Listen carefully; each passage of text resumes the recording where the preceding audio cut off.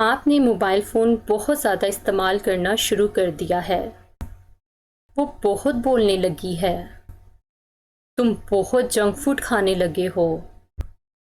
वो बहुत टीवी देखने लगा है। इस तरह के सेंटेंसेस हम अक्सर अपनी डेली रूटीन में बोलते हैं। इस तरह के सेंटेंसेस को इंग्लिश में कैसे बोलें? इस तरह के सेंटेंसेस को बनाने के लिए स्टार्टेड प्लस वर्ब आईएनजी का इस्तेमाल किया जाता है। चलिए इस तरह के सेंटेंसेस को बनाने का रूल देख लेते हैं।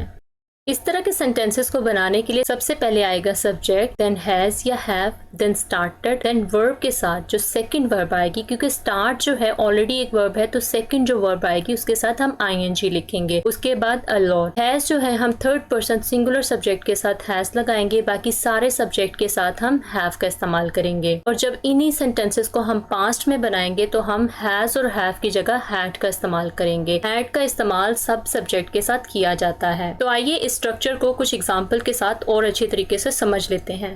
फर्स्ट एग्जाम्पल, मैंने चाय बहुत पीनी शुरू कर दी है या मैं बहुत चाय पीने लगी हूँ।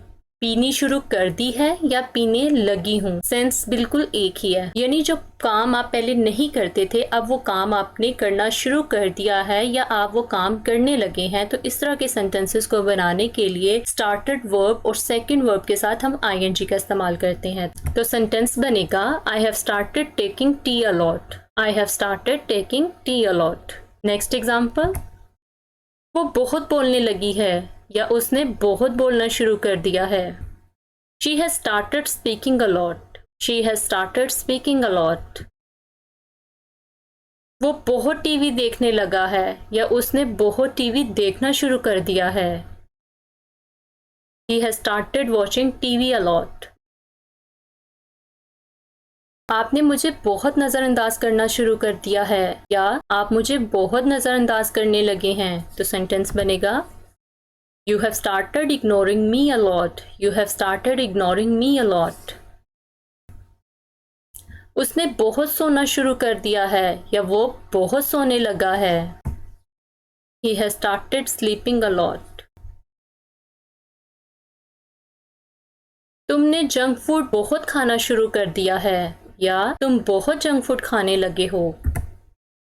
You have started eating junk food a lot. You have started eating junk food a lot. Eating की जगह हम having का भी इस्तेमाल कर सकते थे और taking का भी इस्तेमाल कर सकते थे। खाने के लिए हम eating, having और taking तीनों का इस्तेमाल कर सकते हैं। So sentence having के साथ भी बन सकता था You have started having junk food a lot या You have started taking junk food a lot.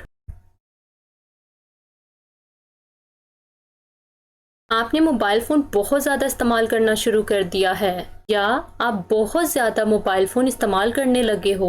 तो सेंटेंस बनेगा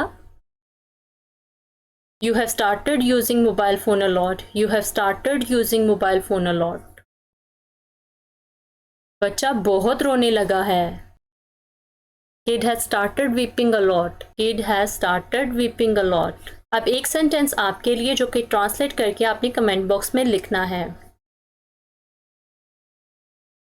तुम बहुत खाने लगे हो या तुमने बहुत खाना शुरू कर दिया है। इसका आंसर आपने कमेंट बॉक्स में लिखना है। आज की वीडियो में इतना ही। आई होप कि आपको ये वीडियो पसंद आई होगी। अगर ये वीडियो आपको पसंद आई हो तो मेरे चैनल को सब्सक्राइब कीजिएगा और साथ दिए गए बेल आइकन को भी प्रेस कीजिएगा ताकि मेरी आने वाली हर नई वीडियो की अपडेट्स आपको मिलती रहें। Thank you so much for watching this video. तो मिलते हैं नेक्स्ट वीडियो में एक नए लेसन के साथ। Till then take care.